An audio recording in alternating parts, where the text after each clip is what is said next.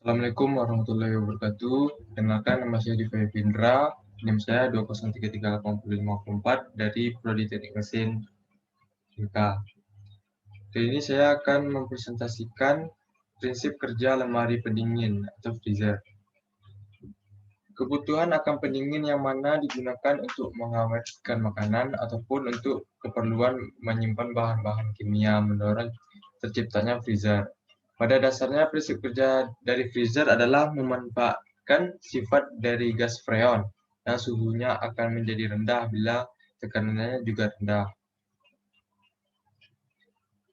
Prinsip kerja dari freezer adalah sebagai berikut. Kompresor memompakan gas freon dengan tekanan yang tinggi dan temperatur yang tinggi. Lalu gas freon dikirim ke kondensor untuk dibuang kalornya agar freon dapat berubah bentuk menjadi cair akan tetapi tekanannya masih tinggi. Freon cair ini terus masuk ke pipa kapiler dengan terlebih dahulu disaring dari kemungkinan kotoran yang ikut terbawa. Dari pipa kapiler ini, freon cair diuapkan oleh evaporator yang mana sebelumnya melewati katup ekspansi. Di dalam evaporator, tekanan dan temperatur freon rendah sekali, sehingga freon kembali ke dalam bentuk gas. Freon yang telah berbentuk gas, freon yang telah berbentuk gas ini akan masuk ke saluran hisap untuk disirkulasikan ulang oleh kompresor. Di bawah ini adalah bagian-bagian dari fungsi dari freezer. Yang pertama, kompresor. Kompresor merupakan suatu alat yang digunakan sebagai penekan gas freon sehingga tekanannya menjadi tinggi. Kedua, kondensor berfungsi untuk membuang kalor dari freon sehingga freon berubah bentuk dari gas menjadi cair.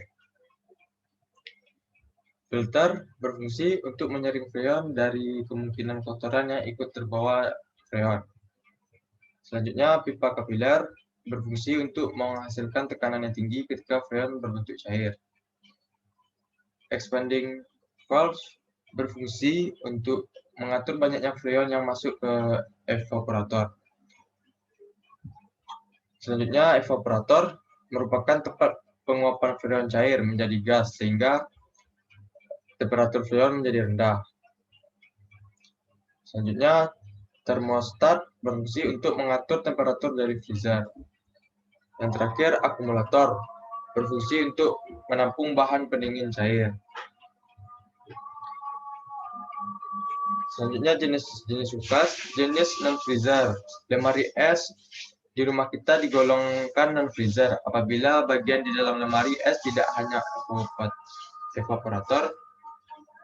Pada kulkas, satu pintu evaporator terletak di bagian atas dan ukurannya tidak lebih dari 1/3 ukuran total kulkasnya.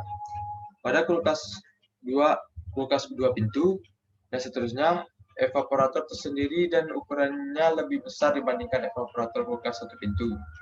Temperatur dingin pada rak-rak di bawah evaporator sebenarnya berasal dari hembusan udara dingin dari evaporator. Bagian rak ini biasa digunakan untuk menyimpan makanan dan minuman. Yang kedua, jenis freezer. Lemari es freezer dapat membekukan atau menjadikan sesuatu menjadi es di setiap bagiannya.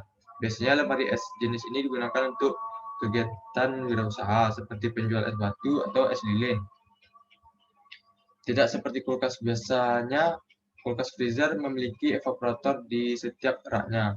Jadi kulkas freezer mampu membekukan lebih banyak dibandingkan lemari es non-freezer.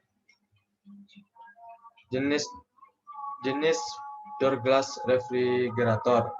Kulkas pintu kaca termasuk jenis kulkas non-freezer. Kulkas jenis ini digunakan khusus untuk menyimpan aneka minuman kaleng dan botol.